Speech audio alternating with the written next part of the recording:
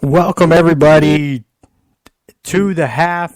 Today is Tuesday, January 31st. Today's show is going to be a shorter show. Just a couple of things to hit on today. It'll be a pretty quick show. Less than 30 minutes that you normally know. The first topic is Vegas. The Raiders have put in, as I reported last week, they did put in the paperwork to move the team to Las Vegas. They put in the official request.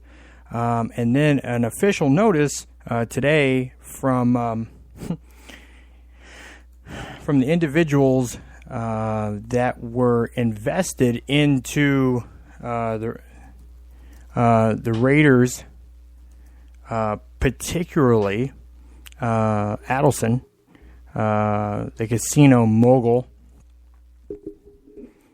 decided to back out, and they tried to get a hold of Goldman Sachs to make sure that they were still going to back the stadium.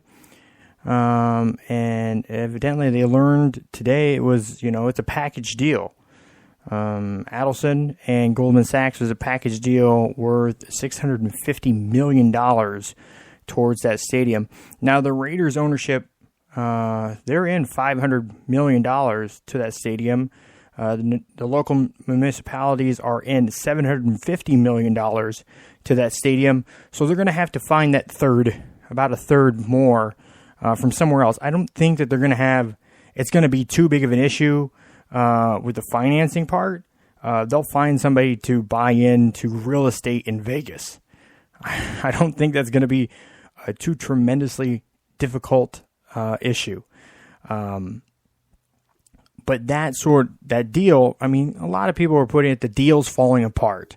The other side that is, they're going to have to be kind of pushing towards, they need to get 24 out of 32 owners to back the move to Las Vegas. Now, some owners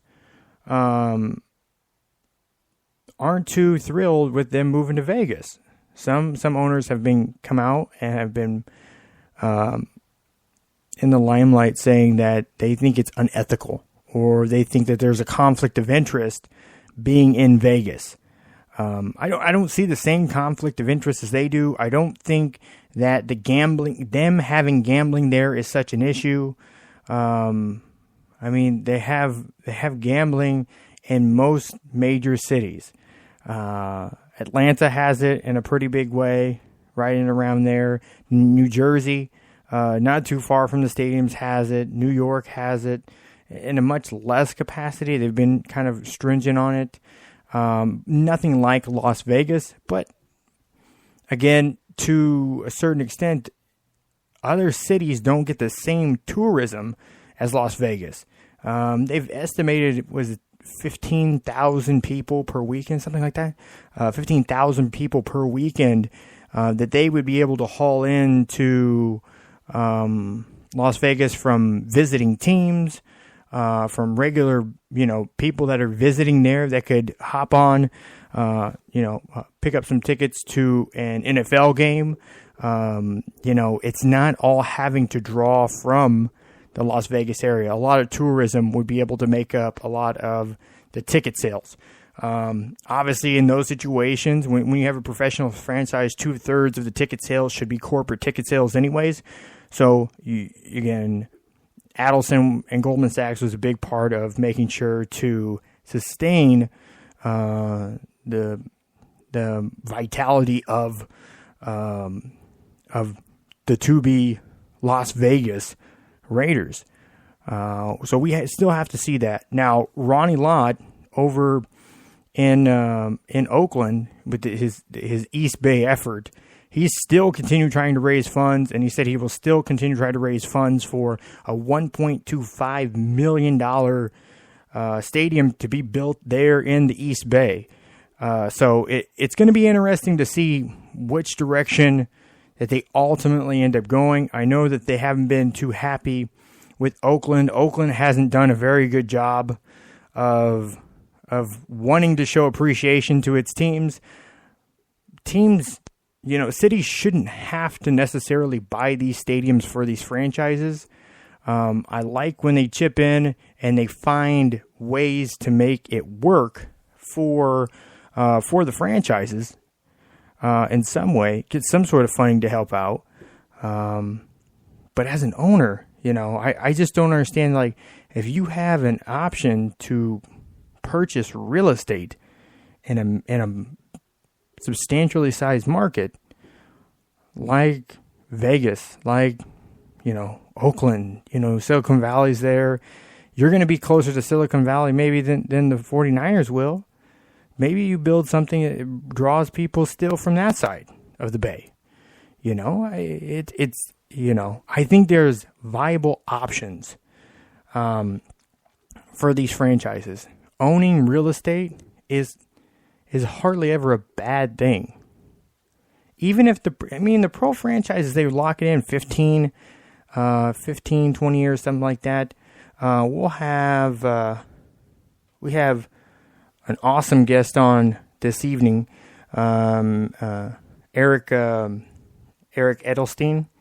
He's the president of the Reno Aces, minor league baseball. They're affiliated with the Royals, and they also have a United Soccer League team. I think they're 1868 FC, I think that's what it's called. But that'll be on tonight on the Cold Hard Truth on Sports, so be sure to tune into that. You can watch right here on Blog Talk, live on Spreaker, or here on YouTube on Blog Talk or on Spreaker. The podcast version of the show will be available on iTunes, Somo, of course, SoundCloud, and we'll have it over on thechtonsports.com. So be sure to go over there, thechtonsports.com, the listen link, and follow us, the show here on Twitter at 2.5. Again, you can always reach me at Matt Long Sports in any of those regards. So I'll ask him a little bit about that because he's had experience with these sort of negotiations. So I look forward to having him on later this evening on the Cold Hard Truth on Sports with my co-host Kevin Kress. So that'll be later this evening. But I think there's some viable options here. I don't think finding that third is going to be a huge problem for an NFL franchise. So where there's a will, there's a way. I think they will be able to work into that. All right. So I'm going to move on to the next topic. It's coming from our show on my show on Tuesday, and the website. We have something called the SportsBlotter. It's pretty much players and people in and around the sports world that's been arrested or suspended or gotten to some sort of shenanigans. Today it's one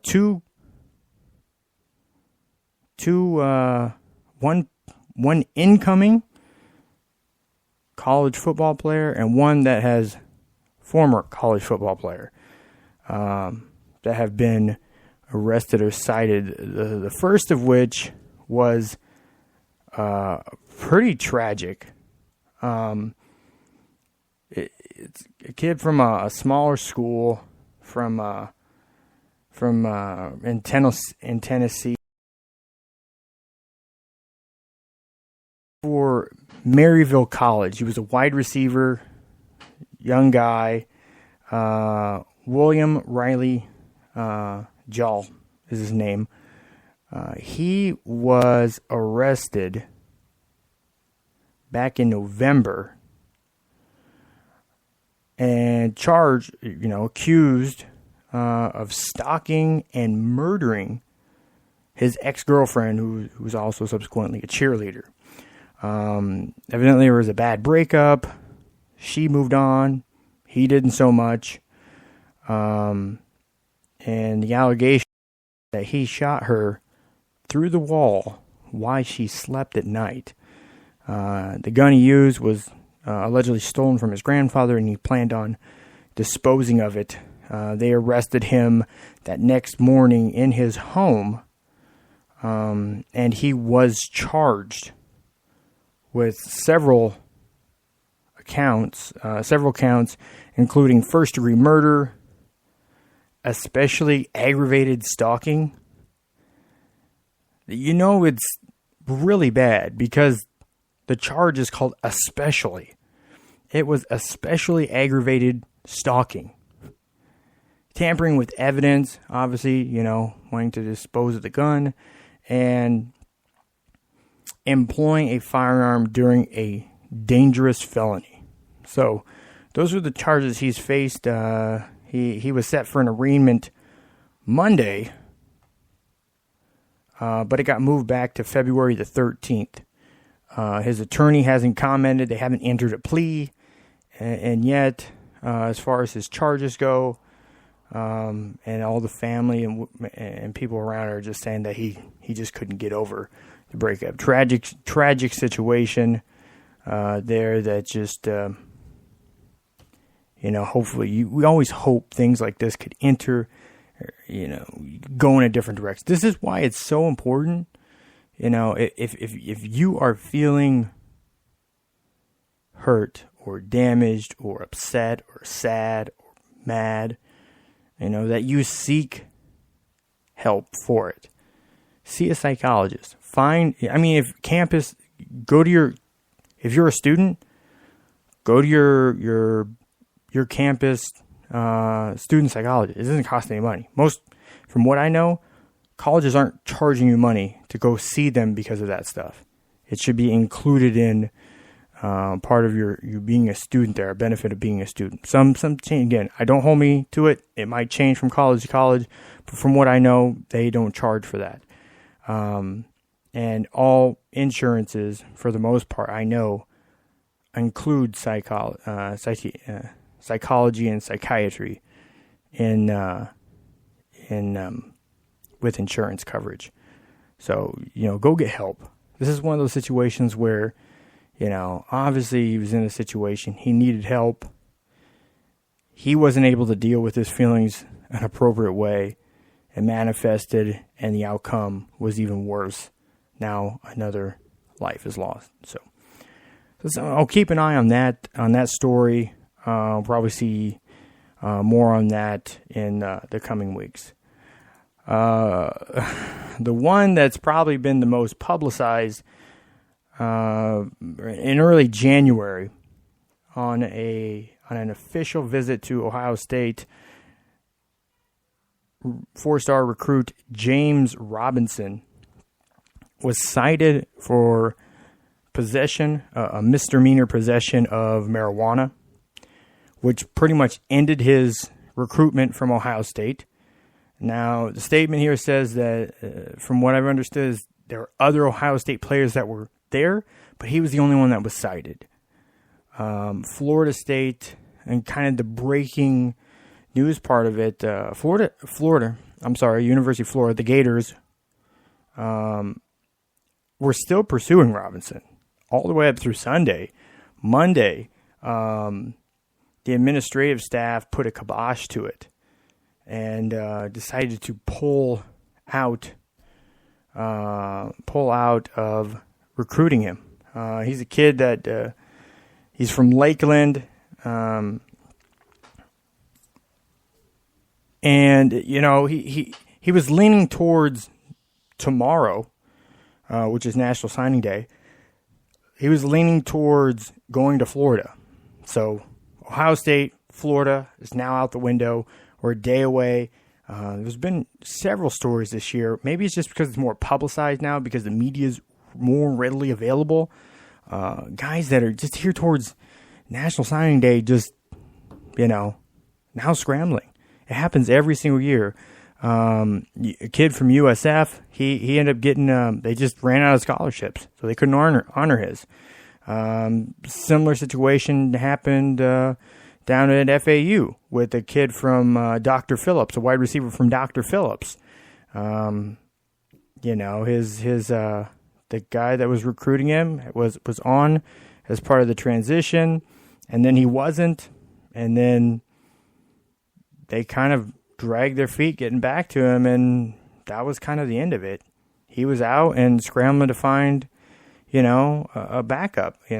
This is where, this is a particular time where I think that HBCUs and, some of the smaller schools really need to be up on it. You got a 4-star guy that's now 2 days before National Signing Day looking for a school. So, it's tough to say. Most teams have tried to fill out their roster, and by now, they're available scholarships. But these are a few situations where these smaller schools should really step up and get these guys. That's why I wonder, like a guy like Zay Jones ends up at East Carolina. I'm seeing people saying third round grade on him. Are you sick? The guy was their offense, basically. Guy has stickum on his hands. He's tall. He has speed, hands, body control. Like, I don't know. There must be something I'm missing. But we'll get more on that when we get into the draft, to the NFL draft, the combine, stuff like that here within the next few weeks or so. Again, today is a shorter episode. We're going to be cutting it here pretty soon. So again, like I said, go to the website, thechtonsports.com. Follow the show here, To The Half, at To The Half. Subscribe to the channel. You will see the cold hard truth on sports on this channel. Any content I put up from the website I put up here. We're still constructing the cold hard truth on sports YouTube channel, so they'll be up and available once we're done constructing those things. Again, you can always follow me at Matt Long Sports. But for now, I'm out. Be sure to listen to the show tonight, the Cold Hard Truth on Sports, with my co-host Kevin Crest. That's out. Peace.